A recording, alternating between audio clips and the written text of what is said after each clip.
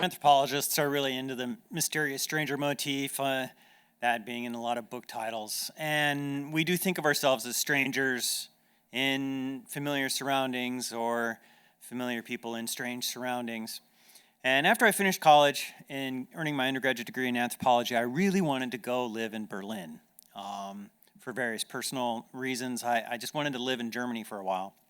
And in 1991, Eastern Berlin was a very interesting place to be. The country had been unified for 1 year, and Eastern Berlin had been open to Americans to live there for just a couple of years.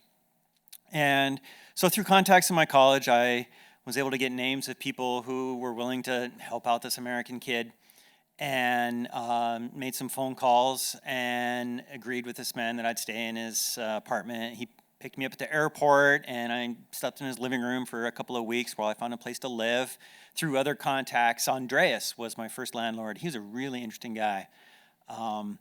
He, in the socialist times, when it was the GDR, he worked as a furnace stoker, but he was really a poet and a playwright, but he refused to declare that there was no God, because this man was definitely pantheist. He was interested in every and all gods. And he refused to declare that there was no God, so he got thrown out of university several times. And he could write his poetry and his screenplays and play scripts in peace. And he said, actually, his friends who were in the official arts often would come visit him in the basement and say, actually, your life is better because you don't have to put up with all the shit. And he and I, he didn't speak any English, and my German was okay, but it was getting better every day. And I knew it was really good at one point where I was able to explain my senior thesis to him. So my senior thesis was taking French post-structuralist theory of symbolic domination and applying it to the indigenous Tlingit potlatch ceremony. And I did that shit in German. So that's when I knew I was no longer a stranger in that language. That was after about 6 months. And so Andreas and his girlfriend Petra lived in the front of the building. So these are big apartment buildings. They're like 5 stories high. And there's always like a sort of carriageway, contemplate big door. And you go through into what they call the Hinterhof. That's kind of the courtyard and back. And then there's 2 or 3 doorways to these other stairs for the back parts of the buildings. And so, I had a window, but my window looked out not on the street, but on this courtyard. So it was not nearly as light or as nice. It was a 3-floor walk-up with a toilet that was inside the apartment, so that was a bonus. Not all my friends had that. I had some of these French gay socialists who were also really good at helping me learn German because they didn't like the English. That's too capitalist. But their toilet was a half flight down the stairs in the hallway. But I didn't have a shower, so I joined a gym. The nearest gym at my house was a Gold's Gym, and these guys had pictures standing next to Arnold, who, if you don't know, he owns Gold's Gym, and they have like franchise owner meetings. And so I would go to the gym, and I'd work out, and then I'd get a shower. And after a year, I was really pretty fit. Not as well washed as I'd previously been, but I was fit.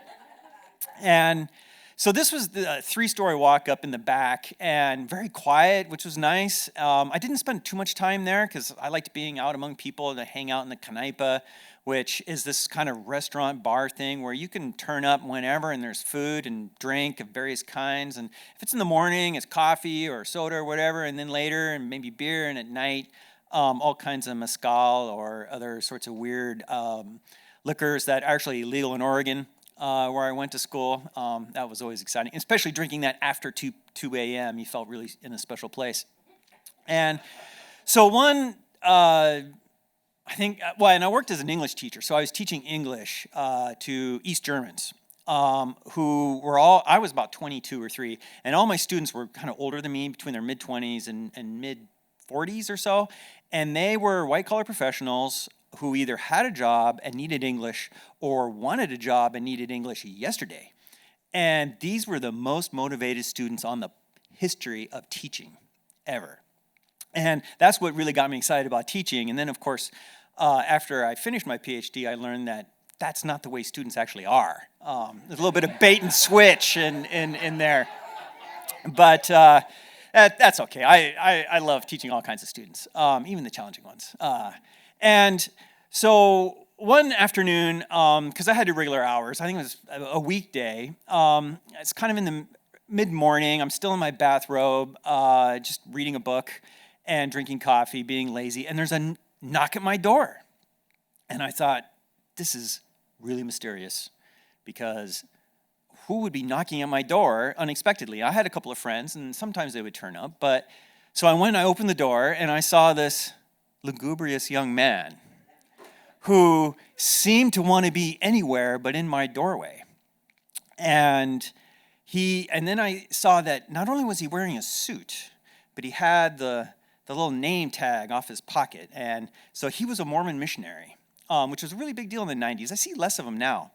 But so he was maybe 18 or 19 doing missionary work. He was by himself. Usually these guys have partners, but he had walked up these stairs, knocked on my door, and launched into a spiel in German, talking about the Word of God and the Book of Mormon and all that, and I was answering him in German, and he kept on speaking German, and I thought, okay, let's rock this in German, and I was never sure if this mysterious stranger knew that I was an American speaking German, or if he was just so terrified that he didn't notice because he was shaking. And at the last part, I said, oh, okay, well, that's nice. I'll think about it. But could I have a copy of your book? And his eyes lit up. He's like, wow, this would be great. He's like, yeah, sure. Because I knew Andreas, my pantheistic landlord, would be interested in having the Mormon Holy Book. And sure enough, a couple days later, I said, oh, hey, a Mormon stopped by my door and gave me this book. He said, oh, wow, this is great. I'm going to read it. And so that was my mysterious stranger in this strange land.